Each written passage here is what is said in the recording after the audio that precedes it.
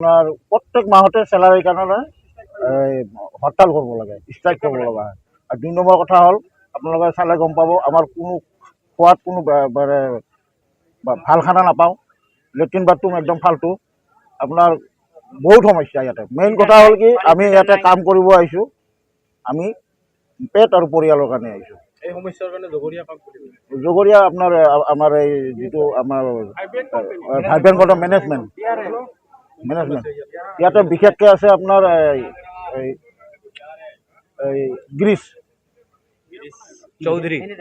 Choudhury manager.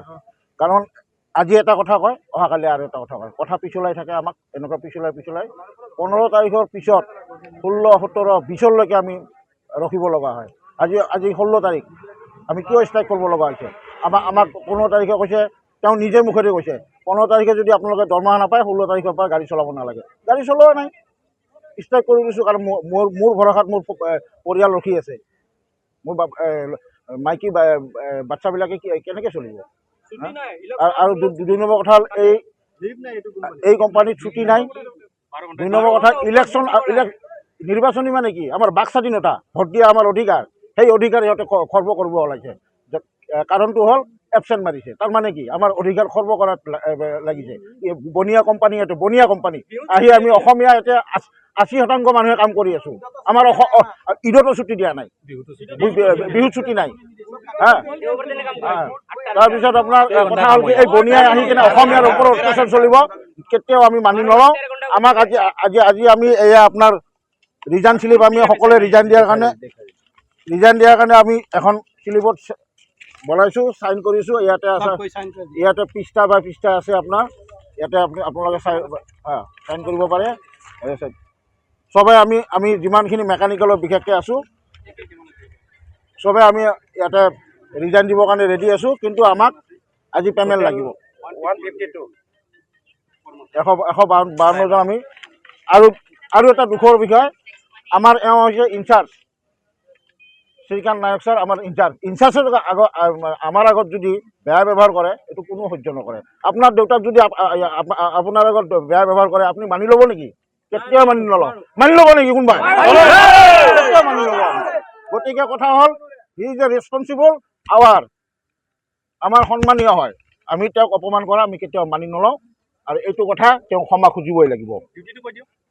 আৰু duty আমি 12 ঘণ্টা কৰি আছোঁ ইয়াতে। এক মিনিট ইয়াতে আমাৰ চেলাৰী শ্বীটত প্ৰুফ আছে কিমানটা বজাৰ পৰা কেইটা বজালৈকে আমি ड्यूटी करूँ। टेक्निकल मैनेजर में सबको शांत करना है, कब सैलरी आना है, क्या आना है, वो हिसाब से डिसाइड करूँगा।